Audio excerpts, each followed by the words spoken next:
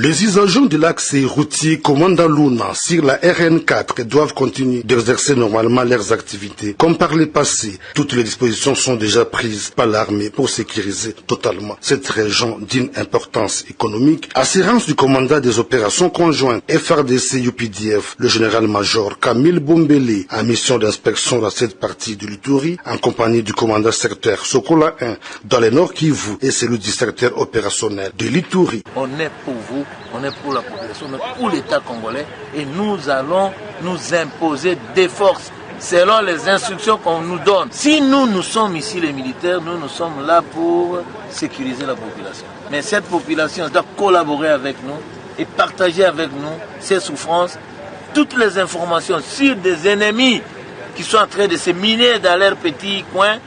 Ici, ils nous informent. Nous intervenons à temps. Il faut préciser que la sécurisation de ces tronçons routiers va contribuer à coursir, à intensifier les échanges commerciaux entre la province de l'Ituri et celui du Nord Kivu, voire la Tchopo, au profit des populations de ces provinces. Après la pluie et les bons temps, dit-on, le centre de négoce de Bamboumine reprend sa forme petit à petit.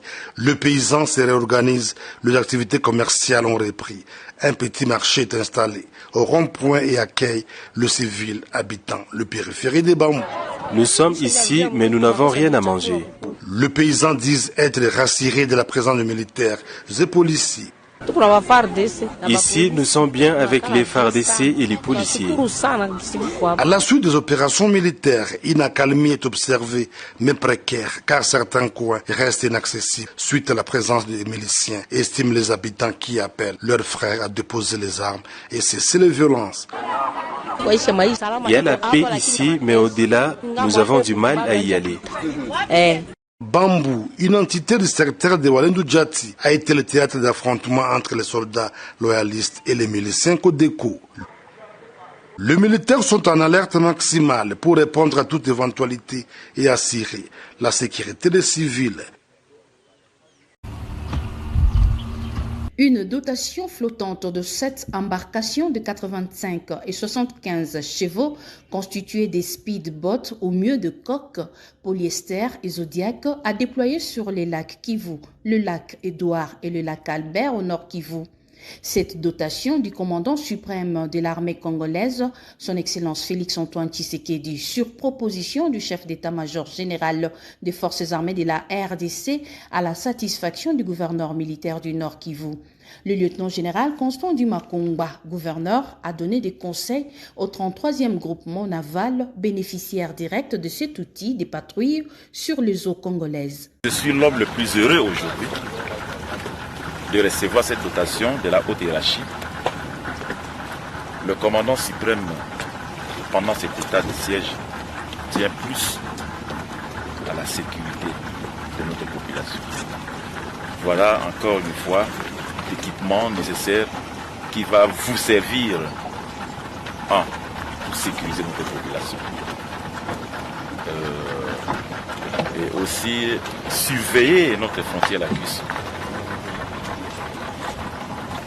qui s'étend, comme vous le savez, de Goma jusqu'à Bukavu. Ce sont des équipements pimpant neufs, vous en tiendrez compte. Surtout de les utiliser en bon escient. Des patrouilles de combat, des missions évidentes, la lutte contre la pêche illicite, le braquage des fraudeurs sur les eaux congolaises, voilà les missions de cette dotation qu'explique ici le général Rachidi. Ça va nous aider plus pour traquer les pêcheurs clandestins et